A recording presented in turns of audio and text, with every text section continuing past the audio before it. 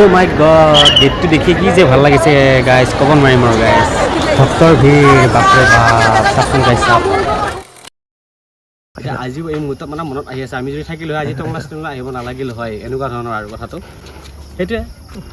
যদি পাৰে, যদি চৰকাৰৰ হাতলৈ যায়, যিটো এটা ডিজিটেল প্লেটফৰ্ম, আমি মানে বিনম্ৰভাৱে অনুৰোধ কৰোঁ দৰংবাসীৰ কাৰণে এটা ট্ৰেইন ষ্টেচন মানে যাতায়াতৰ সুবিধাৰ কাৰণে যাতে দিয়ে। আজি এই অম্বুবাচীৰ সময়ত তাৰমানে আমি এইটো বিৰাট এটা কি ক'ম আৰু দুখ প্ৰকাশ কৰি পেলাই কৈছোঁ আৰু আমি থাকিলে আজি যাব পাৰিলোঁ হয়, সেইটোৱে কথা আৰু। কিন্তু হ'লেও একো কথা নাই, সুবিধা আছে, আহি আছোঁ আৰু যামেই মানে বাকীটো বাদ। পৰৱৰ্তী সময়খিনি আপোনালোকক দেখুৱাই আছোঁ, চাই থাকিব। শক্তি মেইন গাইজ নে কি কয়? আমি এনেকৈ ট্ৰেইন অহা দেখা পাম, ট্ৰেইনৰ উকি শুনিম, ধুনীয়া ধৰণৰ আমি অ'ৰ পৰা তলৈকে যাম, এনেধৰণৰ কথাবোৰ ভাবি ভাবি বহুতো মানুহ সপোন দেখি দেখি এই দুনীয়াৰ পৰা শেষ হৈ গ'ল। আমি এবাৰ হ'লেও যাবলৈ পাৰিলে সুখী হ'ম আৰু গাইজ। বাকী যি নহওক টিকেটটো কাটি লওঁ গাইজ। মানুহ বহুত হ'ব, সেইকাৰণে টিকেট নাকাটিলে হ'ব বুলি বহুতে কৈছে গাইজ, কিন্তু টিকেটটো মেইন গাইজ, কাটি ল'ব লাগে। ফাইনেলি আমি 5জনৰ টিকেট হৈ গ'ল গাইজ।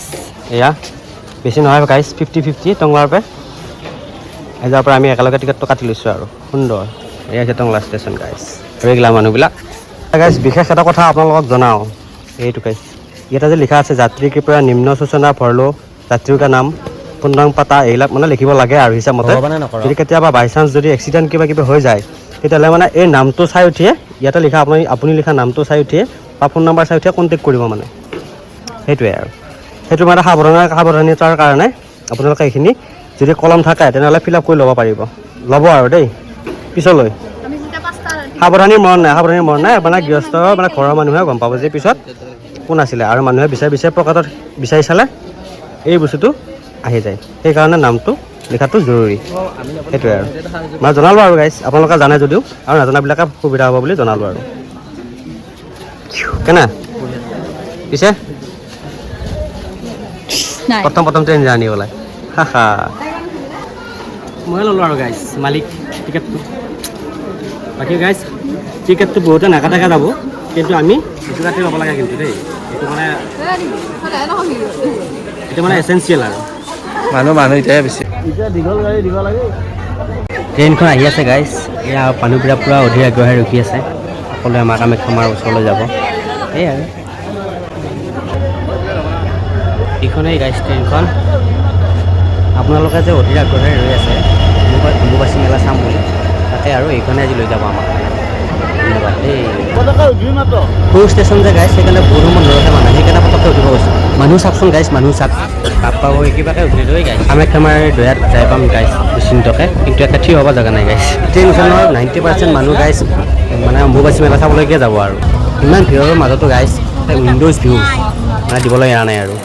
ফাইনেলি আমি আহি পালোঁ গাইজ কামাখ্যা ষ্টেচন, আৰু ইয়াত পূৰা মানুহৰ ভিৰ চাওকচোন গাইজ।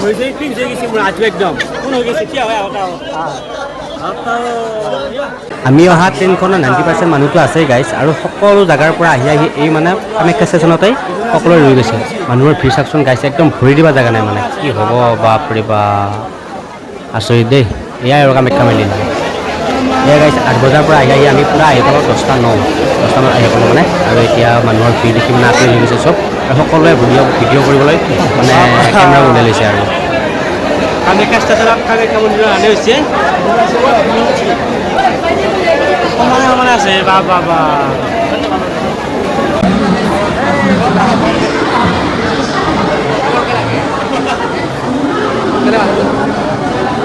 হা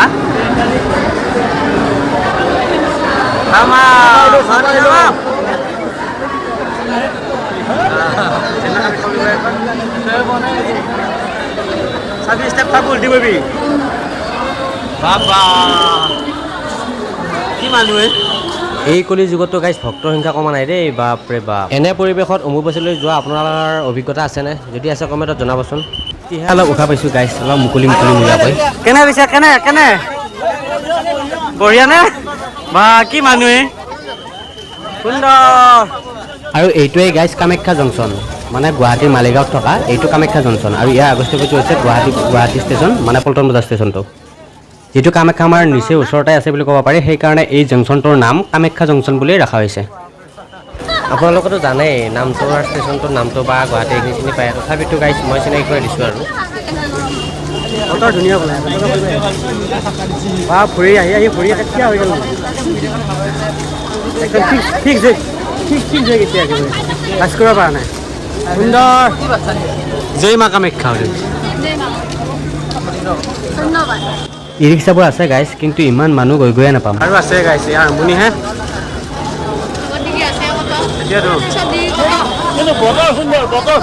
বতৰ সুন্দৰ না ৰ'দ নাই বৰষুণ নাই কি চালিয়া বতৰ কামাখ্যা মাই দয়া এই বাইকৰ হৰণবোৰ শুনিছে নে গাইছ একদম মানে পাগলা হৈ আহে মানে মানুহ দেখাই পাইছে ইমান তথাপিতো দি আহি থাকে কি যে হ'বলৈ আৰম্ভ কৰিছে দুনীয়াখন আৰু ৰাস্তা বেলেগ নহয় সিহঁতৰ ৰাস্তা কি যে হ'ব নহয় গাইছ মানুহবিলাকৰ যে কিছুমান সঁচাকৈ নহয়নে বাৰু মালিগাঁও ব্ৰিজ সেই ব্ৰিজৰ তলত আৰু আছে বহুতখিনি সুন্দৰ আৰ্ট কৰি থৈছে ইয়াত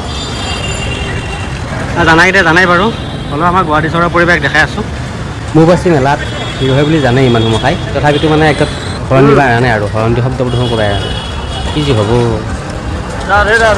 ৰাধে কি অলপমান মুকলি জেগাত ৰৈছোঁ উশাহ ল'বৰ কাৰণে ট্ৰেইনৰ ভিতৰতো নাপালোঁ উশাহ নিশাহ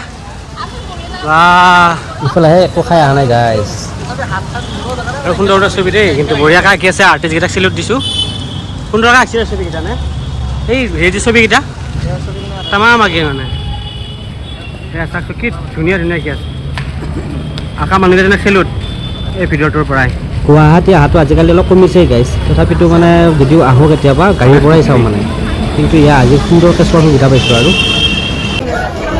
ব্ৰিজৰ তলৰ পৰাই পদযাত্ৰী অথবা মানে ভক্তবিলাকক এনেকৈ বিনামূলীয়াকৈ দিয়াৰ ব্যৱস্থা কৰিছে আৰু সেইকাৰণে ধন্যবাদ কিন্তু দেই আৰু এইখিনিয়ে মানে বহুত সময়ৰ মূৰত এই বস্তুখিনি খাম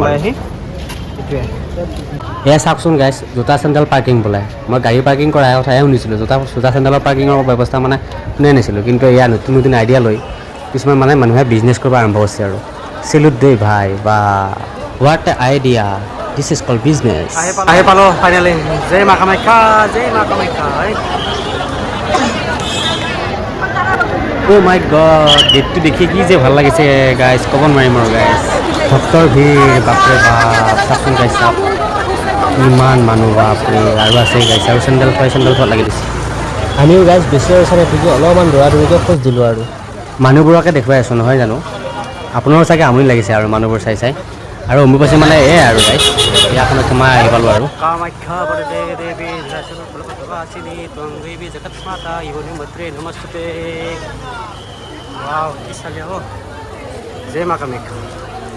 জয় মা কামাখ্যা